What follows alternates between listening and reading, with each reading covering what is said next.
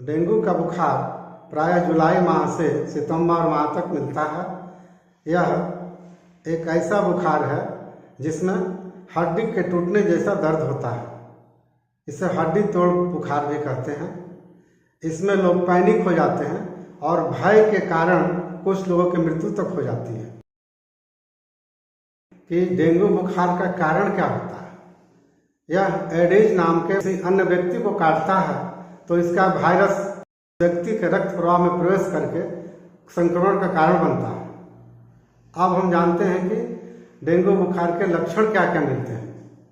Dengue बुखार होने पर मच्छर काटने के 5 से 7 दिन के बाद बुखार आना शुरू हो जाता है।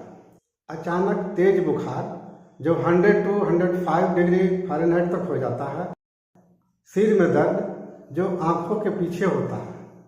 जोड़ों में दर्द, लगता है कि हड्डी टूट गई हो। स्किन रैशेज 4-5 दिन के बाद मिलते हैं। जी मिचलाना, उल्टी या दस्त, और अगर इलाज नहीं करते हैं तो इंटरनल ब्लीडिंग होने लगती है। ब्लड का एक मुख्य भाग होता है प्लेटलेट, जो बुखार आने पर प्लेटलेट की मात्रा घटने लगती है और रोग बढ़ने पर इंटरनल ब्लीडिंग होकर के रोगी की मृत्यु हो जाती है। यदि आप में कुछ भी लक्षण मिल रहे हों तो डेंगू की जांच करानी चाहिए, जिसमें IgG, IgM, NS1 मुख्य रूप से कराई जाती है।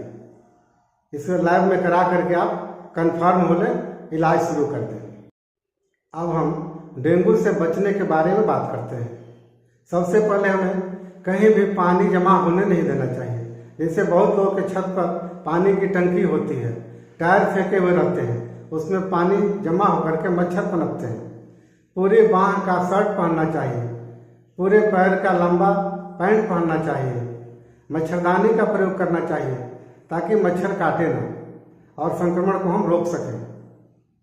अब हम ध्यान देते हैं बॉडी को डिहाइड्रेट नहीं होने देना चाहिए। अब हम चिकित्सा की बात करते हैं। इसके लिए बॉडी को हाइड्रेटेड रखना चाहिए। यदि पानी की कमी होती है तो हमें ज़्यादा परेशानी उठानी पड़ती है। इसके लिए हमें नारियल का पानी देना चाहिए और इलेक्ट्रोलाइट पेय पदार्थ का प्रयोग करना चाहिए। बुखार कम करने के लिए और प्लेटलेट को बढ़ाने के लिए पपीते का पत्ता, 2-4 तुलसी का पत्ता, एक गिलोय का रस निचोड़ करके हमें रोगी को सुबह शाम 20 से 40 ml तक पिलाना चाहिए।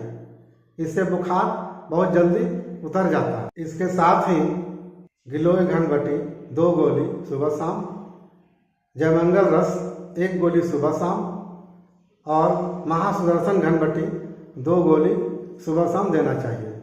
इससे बुखार बहुत ही जल्दी उतर जाता है।